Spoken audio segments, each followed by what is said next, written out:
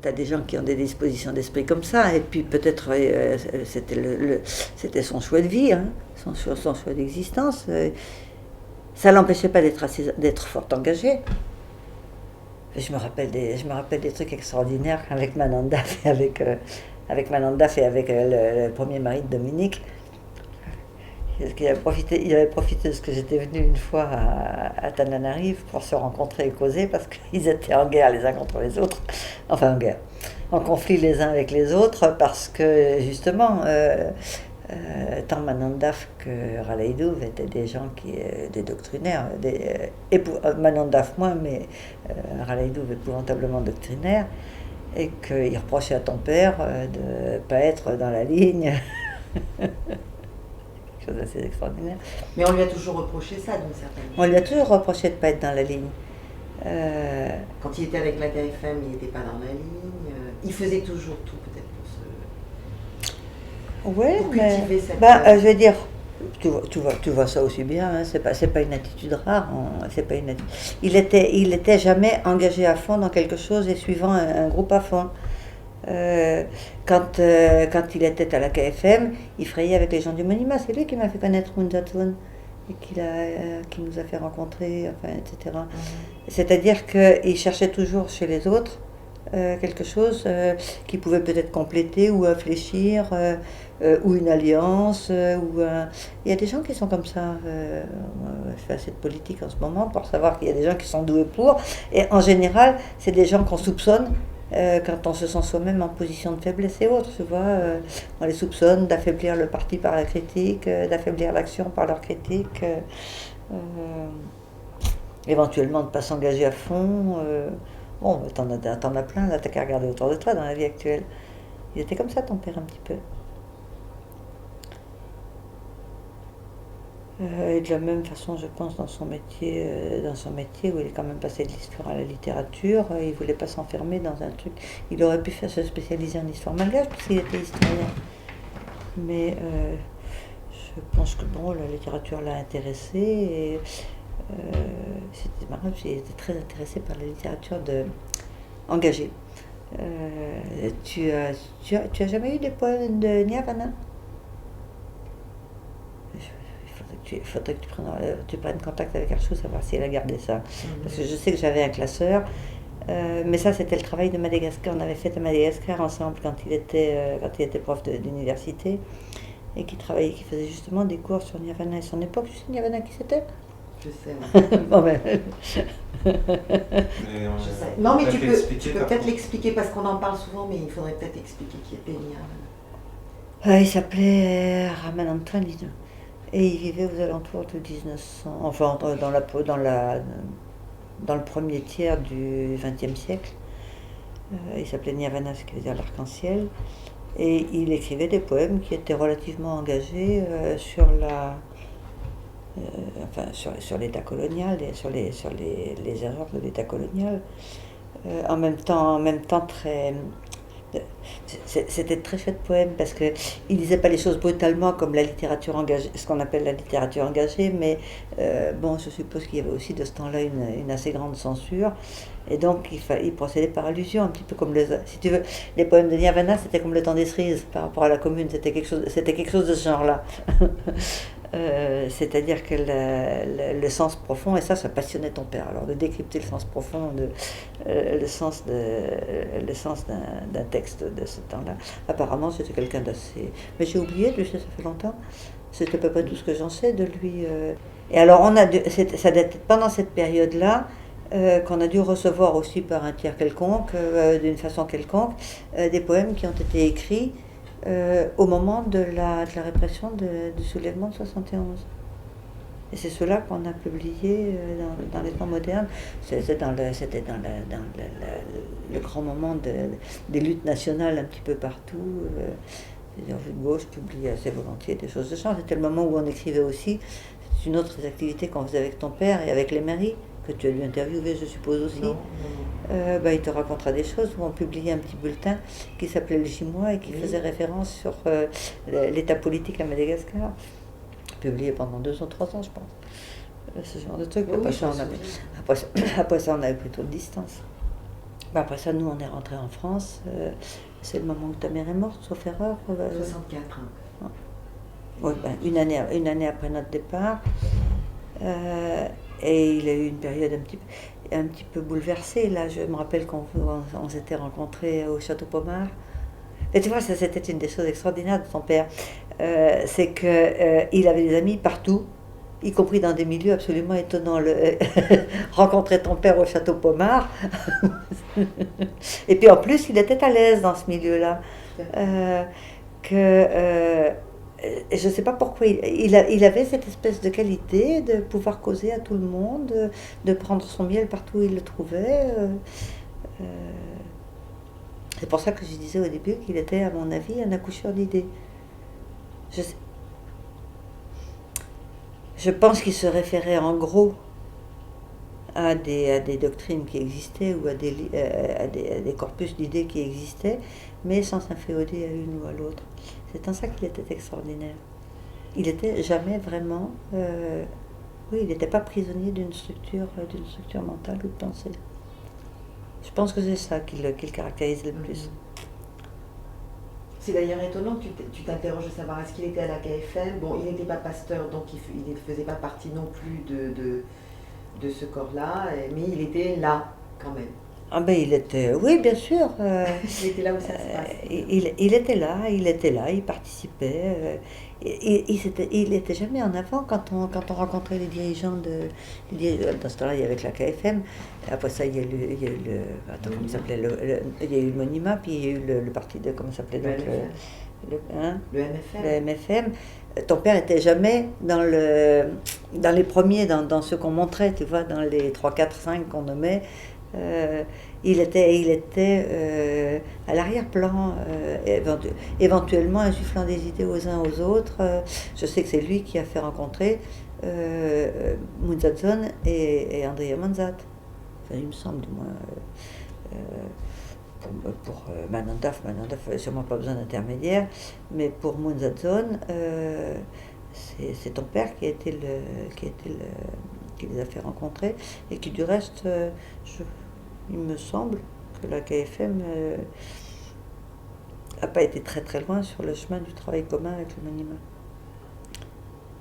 Regarde, à ce moment, en 67, Andrea Manzat avait pris le parti de collaborer avec Tirane, alors que le Monima était devenu nettement dans l'opposition.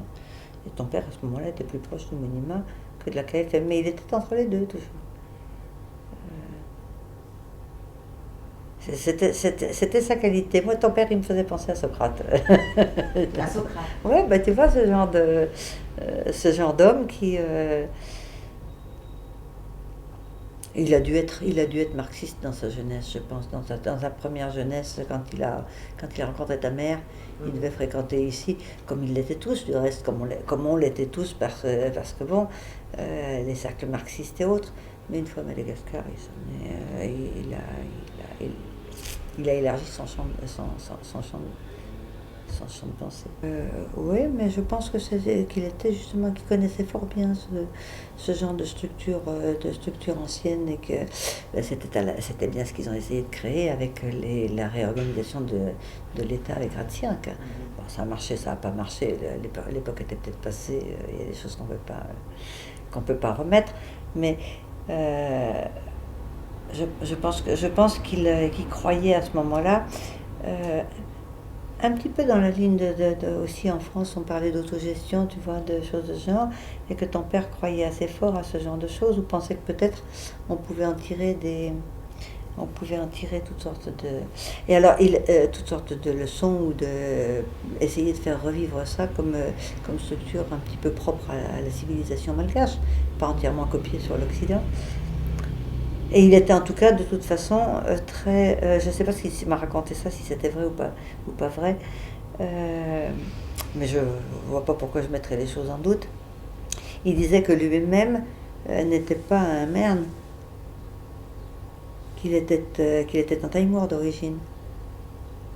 Il y avait peut-être là aussi un petit peu d'attirance de la femme blanche, ça, moi j'ai expérimenté pour moi, mais... Ah bon?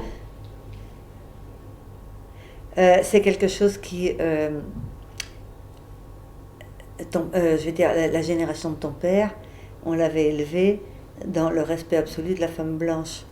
Je veux dire, un blanc pouvait approcher, un petit peu comme on voit maintenant dans les films américains, un blanc pouvait bien approcher une noire, enfin une malgache, mais un noir ne pouvait pas approcher une femme blanche. C'était le scandale, le scandale le scandale absolu. Ceux qui venaient en France, qui séjournaient en France, étaient donc spécialement attirés par des femmes, par les femmes blanches, en tant que femmes blanches. Alors quand ils avaient la chance d'en rencontrer une qui était intelligente, qui n'était pas d'un milieu social trop élevé, je veux dire, je dis ça par simplification, hein, ça c'est aucun mépris. En fait, tu vois bien, celui qui était gouverneur de la Banque malgache, il a épousé la fille du concierge de la faculté de théologie, et ta mère était de famille ouvrière.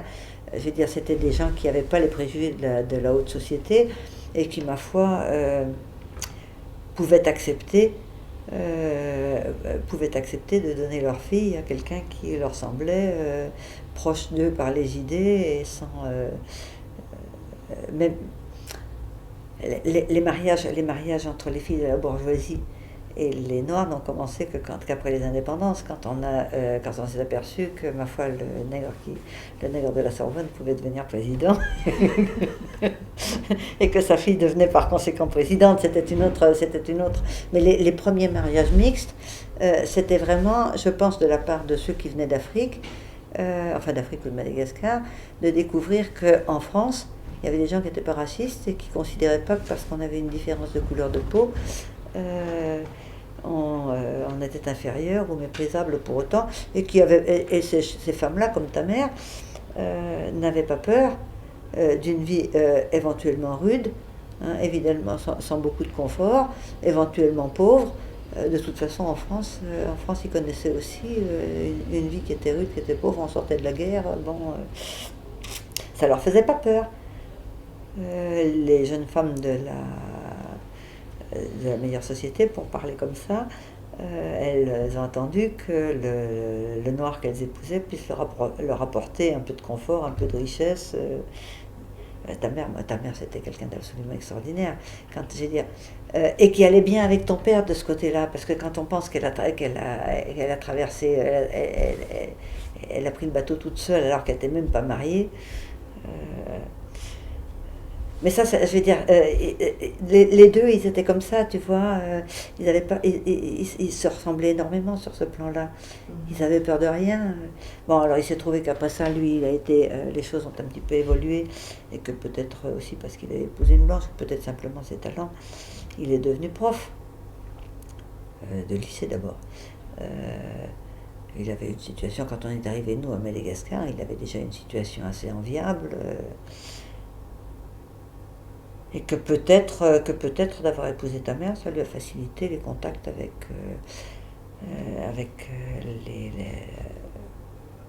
les milieux culturels européens de Madagascar.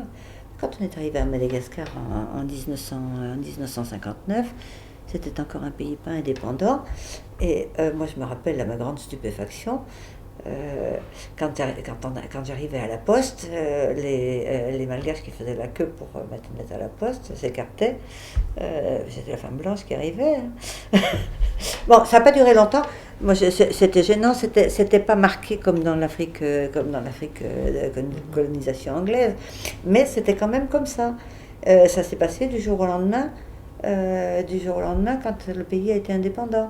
Mais il y avait quand même cette espèce de... Avant l'indépendance, cette espèce de priorité donnée aux Blancs, on s'écartait, et aux Blancs encore plus. Dans les villages, les hommes se mettaient à genoux et baissaient la tête quand j'arrivais. C'était vachement gênant. Mais je veux dire, c'est pour situer comme était ton père en avance sur son temps. De ce côté-là, parce qu'il avait déjà passé le pas, qui se passait assez rapidement ensuite. Mais lui, il est un petit peu en avance, quoi. Les faire en France. Quand je l'ai connu, moi, c'était pas en tant qu'étudiant, c'était en tant que responsable des scouts. Alors moi, de ce temps-là, j'étais une jeune femme accablée par ses enfants, et par son boulot. Mais je l'avais vu une fois ou deux avec quelques autres qui venaient. Et alors dans le milieu TIL, enfin dans le milieu éclaireur unioniste. On se voulait absolument pas raciste, je veux dire, il n'y avait aucune espèce de différence entre noir et blanc, ça a dû lui faciliter aussi, ce contact-là a dû lui faciliter les choses, je pense.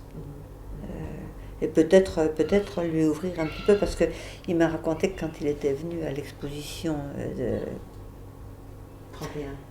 31 et qu'il devait avoir une quinzaine d'années à cette époque-là, non? Il avait eu l'impression d'être un singe. Non, mais il avait l'impression d'être un singe au zoo, quoi, et que les gens venaient regarder. Et puis alors après ça, il a dû retourner à Madagascar, je pense, et avoir une bourse d'études ou quelque chose comme ça, autant que je me rappelle. Et puis probablement être envoyé en France faire des études supérieures, parce qu'il était élève brillant. Et il avait donc des qualités intrinsèques. Parce qu'autant que je sache, ton grand-père était pas richissime, ni de haute caste. Hein. Quand on est arrivé à Tamatave, on s'est aperçu que les Blancs qui étaient là ne fréquentaient absolument pas les Malgaches. Je veux dire, on les avait comme domestiques, on les avait comme employés, on les avait comme subordonnés. Mais ceux qui avaient des postes de responsabilité, ils n'étaient pas nombreux, ils étaient souvent sous la responsabilité de gens qui n'étaient pas à Madagascar. Je pense à Gilbert Rakosundrabé. Il était comptable à la Marseillaise, mais ses supérieurs étaient à Marseille précisément. Et en France de ce temps-là, on se voulait pas raciste, on se voulait égalitaire. Alors que les Blancs des colonies, c'était pas tout à fait la même chose. Et moi, je sais qu'à Madagascar, et probablement ton père et ta mère ont dû faire le même genre de choses, quand on était à Tamatave, quand les contacts ont commencé à se nouer entre la population blanche qui vivait sur place, la population malgache qui vivait sur place, il fallait un intermédiaire. Ton père a dû servir à ça. Moi, j'ai servi à ça aussi pas mal. Mais quand on est arrivé, il fallait faire un choix. Ou bien on fréquentait les Blancs, ou bien on fréquentait les Noirs. Que se passait-il quand on fréquentait les Malgaches? Eh bien, on n'était pas invité dans la communauté européenne. Même missionnaire. Marcel t'a pas raconté ça, que quand on est arrivé, si bien sûr. Quand on est arrivé. Il disait que toi tu ne supportais encore beaucoup moins que lui.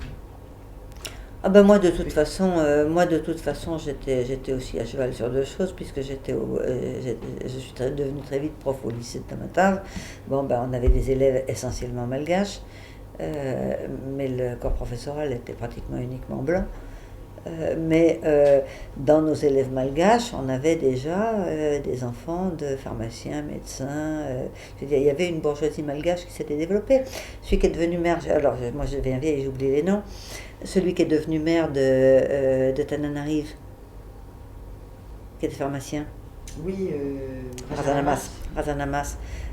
Il était pharmacien à Tamatave de ce temps-là, et sa femme était une des premières profs de malgache. On était collègues.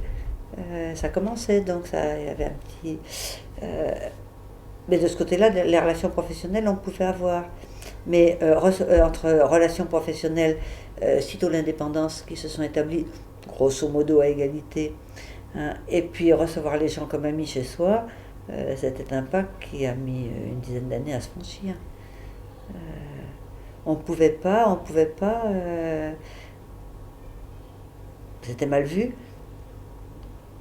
de recevoir chez soi une société mixte.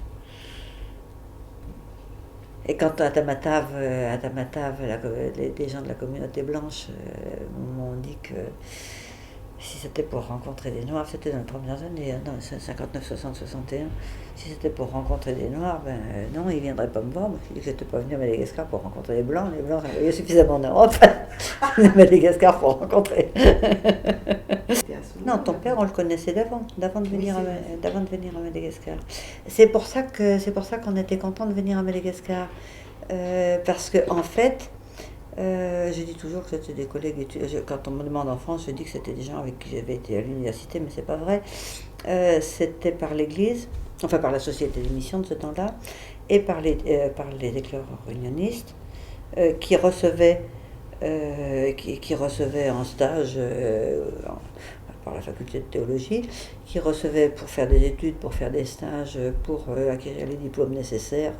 De ce temps-là aux éclaireurs unionistes, il y avait des grandes formations, quoi, et ils préparaient les cadres africains, des cadres africains et malgaches pour prendre l'indépendance qu'on voyait arriver, parce que l'état d'esprit de ces milieux-là en France juste après la guerre, c'était que les colonies, ça avait existé, mais qu'il fallait arriver à une indépendance et que ça aurait été la gloire de l'Église protestante ou de la gloire des éclaireurs, de devancer le mouvement général, hein, en ayant des mouvements qui seraient devenus indépendants avant qu'il y ait une guerre d'indépendance ou que l'indépendance soit octroyée ou quelque chose comme ça. Comme on considérait qu'il y avait une espèce d'égalité, et alors Madagascar là-dedans était au premier plan, parce qu'enfin l'église malgache avait déjà été indépendante depuis longtemps, les Anglais là derrière poussaient un petit peu aussi, et qu'on connaissait le royaume malgache c'était pas un pays sauvage qu'on avait coupé comme ça en tranches dans la brousse africaine, c'était un pays de civilisation. Parce que tu regardes la littérature française de l'entre-deux-guerres, les malgaches sont considérés comme des gens évolués. Non, comme de gentils asiatiques un peu infantiles et paresseux, et fort paresseux, mais pas dangereux et quand même nettement plus cultivés que les nègres sauvages qui n'attendaient que de bouffer le blanc et surtout la blanche qui pouvait leur tomber entre les mains. Quand tu lis Pierre Mille ou des gens comme ça, je ne sais pas si tu connais ce mec-là, ou quand tu regardes les bandes dessinées de ce temps-là, enfin, ce qui tenait lieu de bandes dessinées de ce temps-là, ben, c'était les malgaches, c'était des gentils moitiés d'asiatiques, très nonchalants, mais nettement plus civilisés, quoi. Mais du côté de l'Église, on savait quand même, c'était ce qui, il faut rendre justice.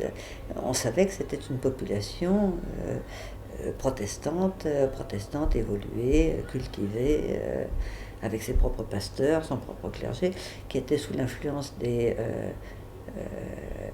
qui était sous l'autorité des missionnaires français, mais on se rappelait bien que les missionnaires français étaient arrivés en même temps que la colonisation, pour protéger une église qui préexistait depuis déjà pas mal d'années.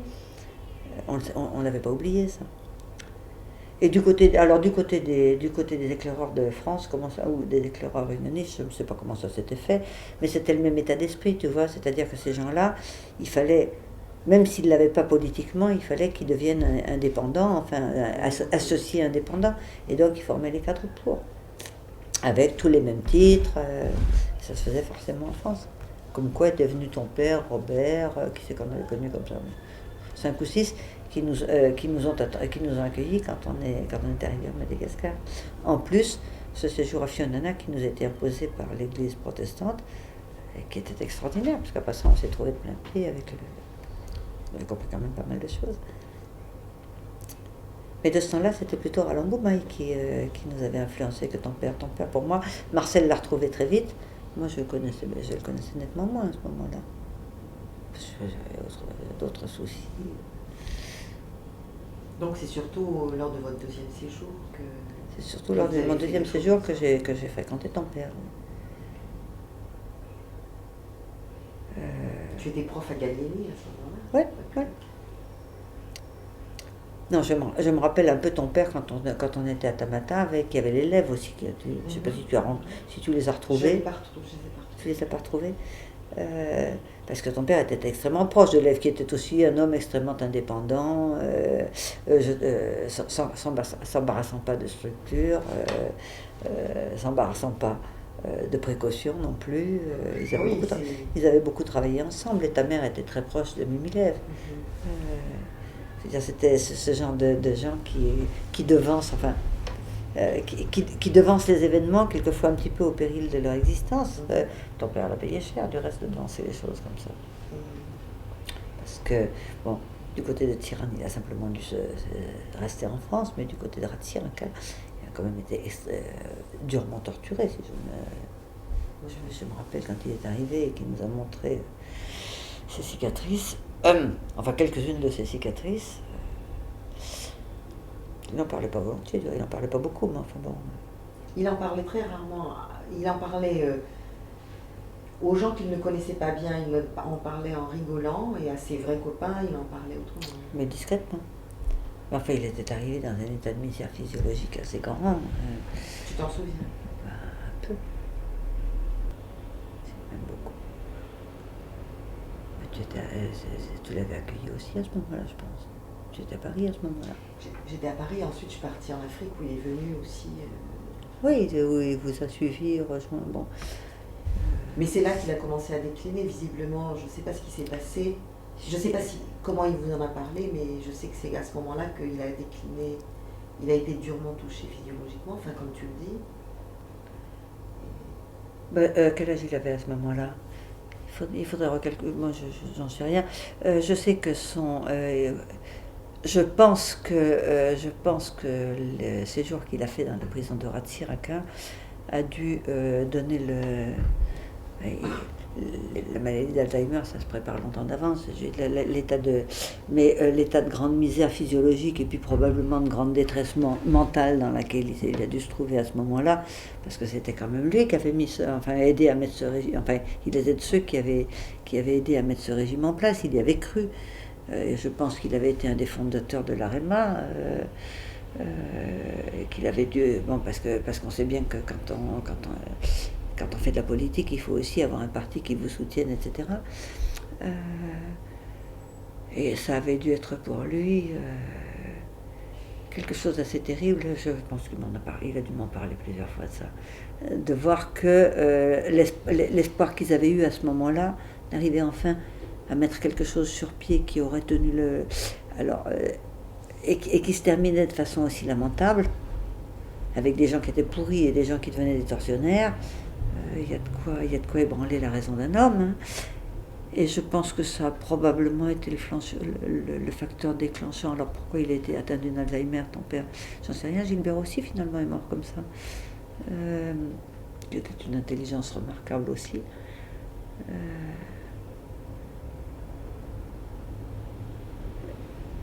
Je pense, mais moi je sais que je l'avais emmené une fois chez le médecin qui m'avait dit c'est pas sûr, ça peut être simplement une grande déprime, une déprime, on va un petit peu raconter tout ça. Puis le médecin avec qui il vivait il a été séjourné assez longtemps avec un vieil ami qui était médecin militaire, je crois, quelque chose comme, qui vivait du côté de Val-de-Loire. Je pense qu'à ce moment-là, c'était simplement l'effondrement d'avoir vu, il y avait quand même beaucoup de choses qui lui sont tombées dessus. La mort de ta mère, c'était déjà un peu lointain, mais il y avait eu ton départ en Amérique, il y avait eu les problèmes de Voulou, Nouvelle-Zélande, sur les parents, il était tout seul. Il y avait eu l'écroulement de tous ces espoirs d'un régime qui aurait pu peut-être faire avancer Madagascar. Il y avait de quoi faire simplement de la déprime. En fait, son Alzheimer, elle s'est déclarée, c'était au moment où, en 82, premier signe. Attends, en 82. J'ai eu une photo de lui que je t'ai peut-être donnée. Ou sinon, il faut que tu la demandes à Catherine, parce que c'est Catherine qui a récupéré cet album de photos-là, où il est assis comme Vincent, là, donc on le voit dans l'obscurité, et il tient Marco bébé sur les bras. C'était un séjour chez moi qu'il a fait, et c'est à ce moment-là qu'on a vu, c'était même pas la peine d'emmener chez le médecin, qu'on a vu qu'il commençait une Alzheimer. Et c'était pas en 82, c'était en 86, 87, je pense, puisque Archou était là. Je suis arrivé en 85. Alors je ne me rappelle pas quand est-ce que Marco est né. Il a 14 ans, ça fait qu'il est né à quel... 89. 89 Un homme de 14 ans, il est né en 89 Alors c'est peut-être en 90. Ou 89-90 qu'il a dû avoir le premier signe d'Alzheimer. Les premiers signes d'Alzheimer confirmés, je veux dire qu'ils ne soient pas une déprime, mais qu'ils soient vraiment une Alzheimer. C'est-à-dire que la déprime, tu la soignes, l'Alzheimer, tu essayes de la retarder, puis c'est tout. Et qu'il a commencé à délirer. Il est devenu l'ombre de lui-même, c'est-à-dire qu'il avait encore des moments de période où il pouvait tenir une conversation brillante, et puis ça s'est rétréci de plus en plus. Puis de toute façon, il était en exil,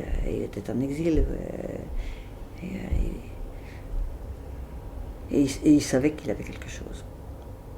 Oui. Il savait qu'il avait quelque chose. Parce que moi, il m'avait demandé si je ne voulais pas le prendre en charge. En 89, tu sais, il a séjourné souvent chez nous. Marcel était malade aussi. Mon père était infirme et ma mère était... On croyait qu'elle allait mourir d'un moment à l'autre, ce qu'elle n'a pas fait, mais on le croyait. Et ton père m'avait demandé si je ne voulais pas le garder chez moi. Et puis m'occuper de lui dans ses vieux jours, quoi. Il t'a demandé ça? Il m'a demandé ça. Et puis moi, je ne pouvais pas le faire. Enfin, c'est à ce moment-là que mon père est mort et que... je n'avais pas le courage de le faire. Quand vous étiez petits, les trois, quand Matsang était petit, qu'on était déjà à Tananarive, et Matsang n'était pas encore bien vieux, quand vous étiez au lycée, toi tu étais la copine de Dominique et Vouloun la copine d'Annick. Hein. Dans cette période-là, on était très proches par vous, et puis par tout ce qui nous avait liés, et puis parce qu'on avait le même genre d'idées, qu'on faisait le même genre de travail. Quand tu sais bien, quand on a une Alzheimer, on ne se rappelle pas les choses immédiates, mais on se rappelle les choses anciennes. Et quand je suis arrivée à l'hôpital chez les bonnes sœurs, là, en Tirabé, j'ai bien vu qu'il me reconnaissait tout de suite. Mais il pouvait déjà à peine parler. Il faisait des mouvements de lèvres, mais on n'entendait pas ce qu'il disait. C'était un petit peu limité comme... Et il m'a demandé, mais ça j'ai très nettement lu sur ses lèvres, il m'a demandé comment vont les enfants, où est-ce qu'ils sont. C'est-à-dire qu'il se rappelait en fait, et c'est ce qui expliquait qu'avec ta sœur et toi, il ne pouvait pas vous reconnaître. Il se rappelait en fait le moment où on élevait nos enfants ensemble. Alors si c'était un matin, si c'était à Nanarive, ça je ne sais pas. Hein, je lui ai répondu, j'ai vu Bélou il n'y a pas longtemps, et puis j'ai commencé à évoquer pour lui, et ça l'a fait rire. Il se rappelait très bien les joyeuses équipées qu'on avait eues ensemble, et comment à Tananarive, il se rappelait aussi, toi tu sortais avec Dominique, et on vous courait après le soir à 1h du matin, chercher où vous pouviez bien être. Il se rappelait très bien, ça le faisait rire. Hein, mais après ça, il avait visiblement oublié la suite. Parce que quand j'ai essayé d'évoquer avec lui des choses qui étaient un petit peu postérieures, il ne se rappelait plus. Et donc il m'a vu arriver, il m'a reconnue en tant que jeune femme qu'il avait fréquentée dans un moment où sa vie, sauf la mort de ta mère, était heureuse, et peut-être éventuellement même à un moment où ta mère était encore vivante. Alors que quand vous voyez vous arriver en tant que jeune femme, ayant oublié la période récente, il ne vous reconnaissait pas, comme vous devez reconnaître une... Non, mais Une jeune femme, quand tu te... Mais non, mais parce que je veux dire, c'est comme ça avec tous les gens qui ont une Alzheimer. Ils oublient les dernières années de leur vie. Je ne sais pas pourquoi, mais c'est une des caractéristiques de la... Ce qui est curieux aussi, c'est qu'il a, de plus en plus, il a oublié le français. Et il allait comme de plus en plus en arrière, et à un moment donné, il n'a plus parlé que au malgache. C'est pareil. Je ne saurais pas te dire si en Tirabé on a parlé malgache ou on a parlé français, je ne me rappelle plus. Je ne saurais pas te dire, probablement les deux mélangés. Écoute, en 96, je suis venue vous voir et vous dire qu'à mon avis, il n'en avait pas pour longtemps, il est mort quelques mois après. Il était comme une plume. L'infirmier voulait me... Tu sais, il était au moment... L'infirmier n'a pas voulu quitter la pièce. Moi, je lui ai dit, laissez-nous donc ensemble. Ton père, il était devenu tellement léger que je pouvais le soulever dans ses bras. Il a essayé de se lever, je l'ai aidé à se lever. Je pouvais le porter. Je faisais 40 kilos, pas plus.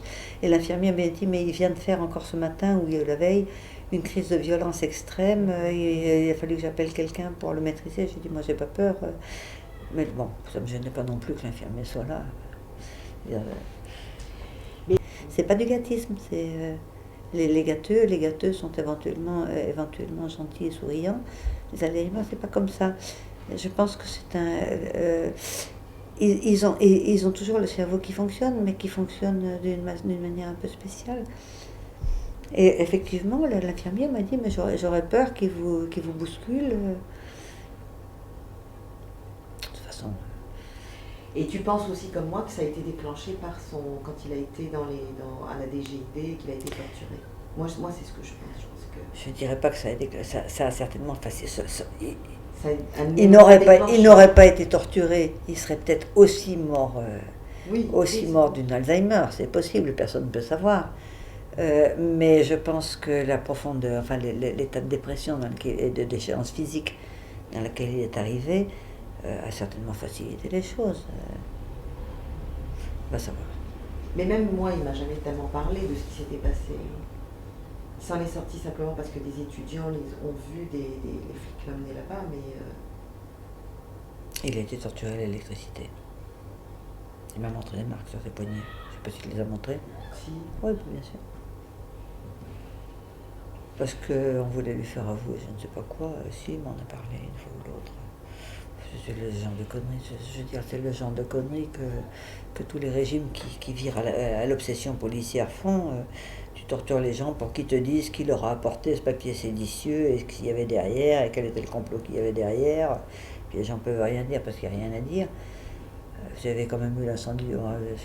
Tu tortures pas quelqu'un pour lui faire avouer qu'elle s'y connaît l'incendiaire du palais du Premier ministre. Donc il avait fait tomber la foudre sur je ne sais pas quoi, c'est ce qu'a dit. Bon, éventuellement parce que simplement à ce moment-là, il avait été un de ceux qui, moi je pense, mais ces régimes-là, ils fonctionnent comme ça.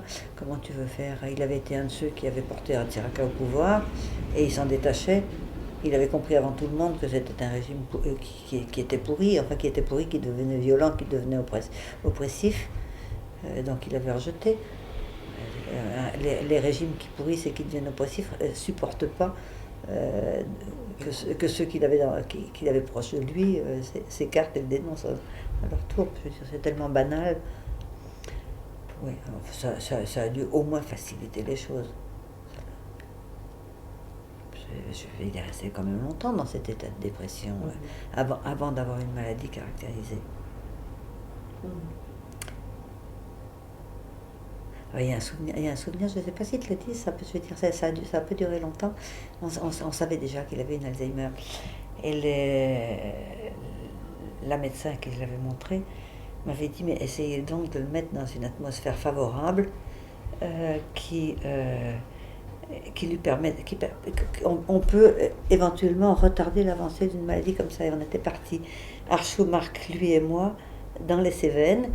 Et on a passé une dizaine de jours à ne parler que malgache. Archou et Marc, c'était pas difficile, puis ils aimaient beaucoup ton père. Archou, en tout cas, aimait beaucoup ton père. À ne parler que malgache, à manger à la malgache. Et pendant 8 jours, on a eu le plaisir de voir ton père avoir une conversation brillante. Il nous racontait justement des histoires qu'on n'a pas notées.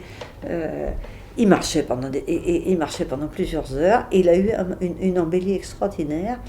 Mais ça n'a pas duré longtemps parce que quand on a pris l'auto pour redescendre, il a tout de suite replongé.